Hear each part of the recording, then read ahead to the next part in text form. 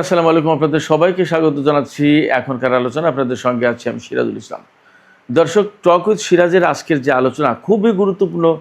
কতগুলো পয়েন্ট আমি আপনাদের সামনে তুলি, তারপরে মূল আলোচনা যাই। একটা পয়েন্ট হচ্ছে, ইরান সরাসরি আমেরিকাকে হুমকি দিয়েছে যে যে কোনো মুহূর্তে মার্কিন সেনাদের উপরে আকস্মিকভাবে হামলা চালাতে পারে ইরান। শুধু তাই না, মধ্যস্থতাকারীর ভূমিকা যে সমস্ত দেশ পালন করছে সেই সমস্ত দেশের মাধ্যমে ইরান আমেরিকাকে মেসেজ দিয়েছে যে তারা হুরমুজ প্রণালী থেকে যেন নৌ ব্লকেট সরিয়ে নেয়, তা না হলে যুদ্ধ শুরু হবে এবং মার্কিন সেনাদের উপরে ব্যাপক ভিত্তিক হামলা চালানো হবে। নট অনলি দ্যাট, আরও কথা আছে। ইরান এমন ইঙ্গিত দিয়েছে যে যদি যুদ্ধ শুরু হয় তাহলে পারস্য উপসাগরীয় দেশগুলোতে ব্যাপক হামলা চালাবে ইরান, এবং এমনকি কুয়েতে স্থল অভিযান চালাতে পারে ইরান। মানে বড় বড় সব খবর। এ পাশে ডোনাল্ড ট্রাম্প বলেছেন হরমুজ প্রণালী দিয়ে আমেরিকা জাহাজ পরিচালনা করবে ওমানের সাইড দিয়ে। যদি ওমান তাতে বাধা দেয় তাহলে ওমানের উপরে বোমা মেরে একেবারে মাটির সাথে মিশিয়ে দেবে, উনি বিশ্রী ভাষায় বলেছেন। সেটা একদম প্রকাশযোগ্য না, অশালীন ভাষায়। এপাশে আমেরিকার নৌ সচিব যিনি হাংকাউ, তিনি আমেরিকার অস্ত্র নির্মাণকারী প্রতিষ্ঠান রেইথনকে একটা বিরাট বড় কাজ দিয়েছেন। 2290 কোটি অর্থাৎ $22.9 বিলিয়ন চুক্তি। এই চুক্তির আওতায় দ্রুত গতিতে রেইথন কোম্পানিকে টমাহক ক্রুজ ক্ষেপণাস্ত্র তৈরি করতে হবে। ইরানের সাথে যুদ্ধ করতে গিয়ে তাদের টমাহক ক্রুজ ক্ষেপণাস্ত্র ব্যাপকভাবে ক্ষয় হয়ে গেছে, খরচ হয়ে গেছে। এই গ্যাপ পূরণ করতে হবে। এবং আমেরিকা খুব থ্রেট ফিল করছে রাশিয়া, চীন, উত্তর কোরিয়া সব জায়গা থেকে। আর ইরানের সাথে যুদ্ধ করতে গেলে তো থ্রেট আছেই। তাদের হাতে টমাহক ক্রুজ ক্ষেপণাস্ত্র, এটা তাদের একটা কৌশলগত গুরুত্বপূর্ণ অস্ত্র। এই অস্ত্র উৎপাদনের জন্য ব্যাপক তোড়জোড় করছে আমেরিকা। এদিকে ইরানের সামরিক বাহিনী জানিয়েছে যে এই যে যুদ্ধের সময় ইরান আমেরিকা এবং ইসরায়েলের 200-র বেশি এয়ারক্রাফট ধ্বংস করেছে। এই এয়ারক্রাফটের ভেতরে যুদ্ধ বিমান, তারপরে তেল ট্যাঙ্কার, পরিবহন বিমান, গোয়েন্দা বিমান, হেলিকপ্টার এবং ড্রোন 200-র বেশি।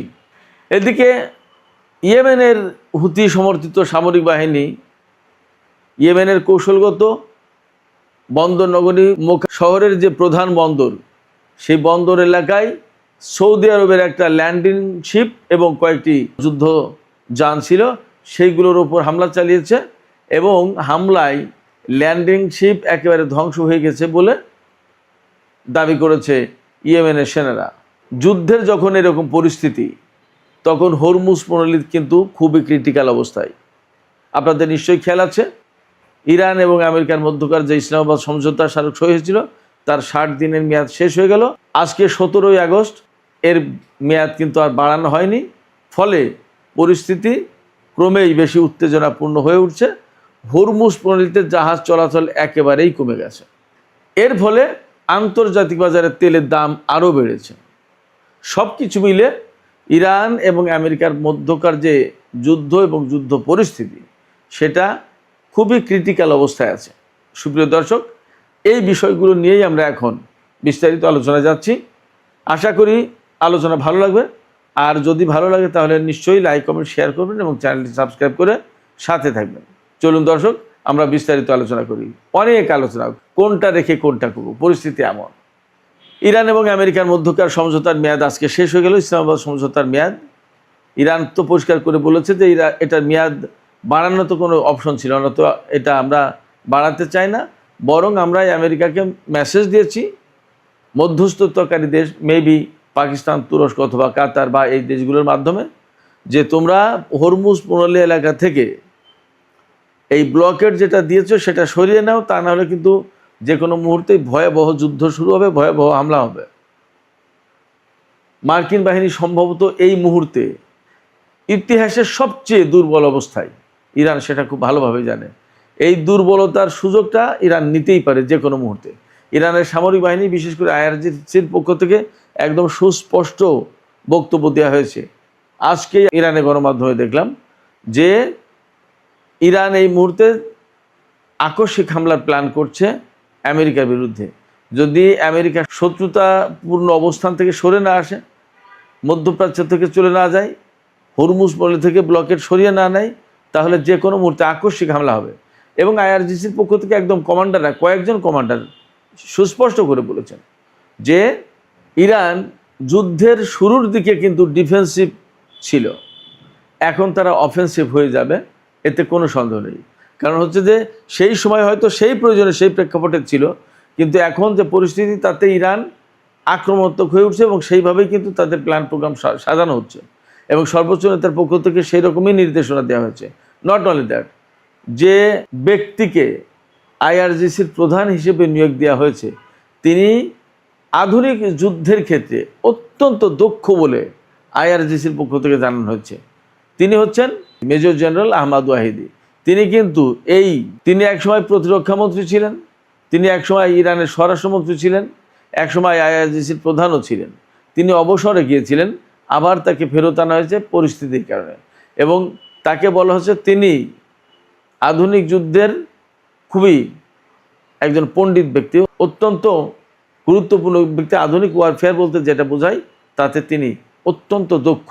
এদিকে ইরানের সামরিক বাহিনীর পক্ষ থেকে আরও তথ্য জানানো হয়েছে, সেটা হচ্ছে যে এই যে 28শে ফেব্রুয়ারি থেকে ইরানের বিরুদ্ধে আমেরিকা এবং ইসরায়েল যুদ্ধ শুরু করেছিল, সেই যুদ্ধের পর এই পর্যন্ত ইরান তার শত্রুপক্ষ অর্থাৎ আমেরিকা এবং ইসরায়েলের 200-র বেশি এয়ারক্রাফট ধ্বংস করেছে। এই এয়ারক্রাফটের ভেতরে আপনার যুদ্ধ বিমান F-15, F-16, F-35 এ সমস্ত যুদ্ধ বিমান আছে, এরপরে অ্যাওয়াক্স আছে, এরপরে আরও যে KC-135, KC-46 এই ধরনের বিমান থাকতে পারে। এই সমস্ত বিমান তেল ট্যাঙ্কার হিসেবে বা পরিবহন বিমান হিসেবে ব্যবহার করা হয়। তারপরে হেলিকপ্টার ধ্বংস হয়েছে, আর ড্রোন তো মুড়ির মতো ধ্বংস করেছে একেবারে।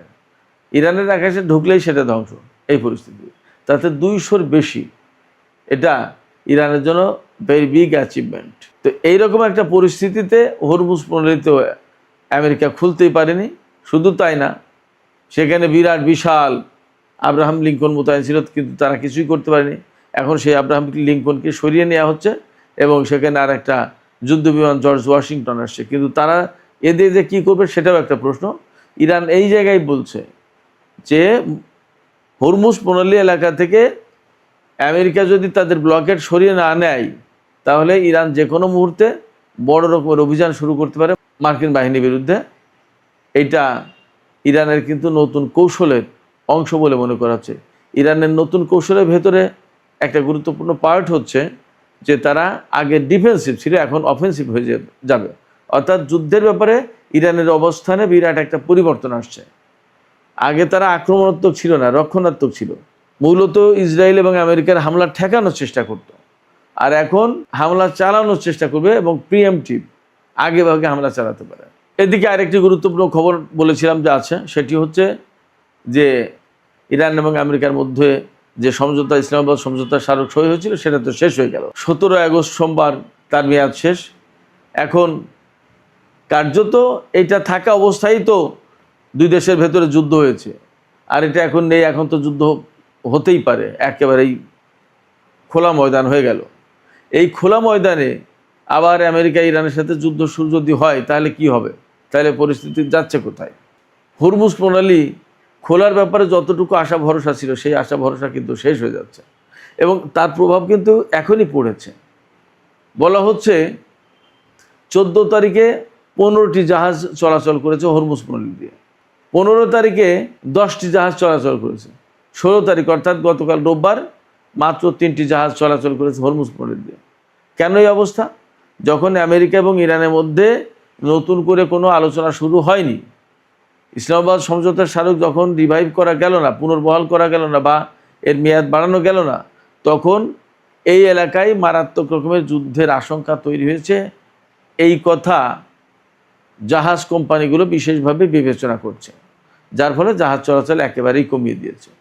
এই জায়গায় আমেরিকা তারা নিজেরা গার্ড দিয়ে, স্কোয়াড দিয়ে কিছু জাহাজ পরিচালনা করবে ওমানের উপকূল দিয়ে, এইরকম প্ল্যান করছে। সেই জন্য মার্কিন প্রেসিডেন্ট ডোনাল্ড ট্রাম্প বলছেন যে আমেরিকা ওমান উপকূলে জাহাজ পরিচালনা করার চেষ্টা করবে। এখানে যদি ওমান বাধা দেওয়ার চেষ্টা করে তাহলে ওমানের উপরে এমন বোমা হামলা চালানো হবে যে একেবারে পৃথিবী থেকে মুছে যাবে, ধ্বংস হয়ে যাবে, মাটির সাথে মিশে যাবে। ডোনাল্ড ট্রাম্প ওমানকে এই হুমকি দিয়েছেন। এই হুমকির প্রেক্ষাপটে কিন্তু আমার কাছে মনে হচ্ছে পরিস্থিতি আরও খারাপ হলো। মধ্যপ্রাচ্যের পরিস্থিতিটা এখন এমন, হুমকি দিলে সংকট বাড়বে। হুমকি না দিয়ে বরং আস্তে আস্তে ধীরে ধীরে এর থেকে বেরিয়ে যায় কিভাবে, সেই চেষ্টা করতে হবে যদি ডোনাল্ড ট্রাম্প আর ইরানের সাথে যুদ্ধ না চান।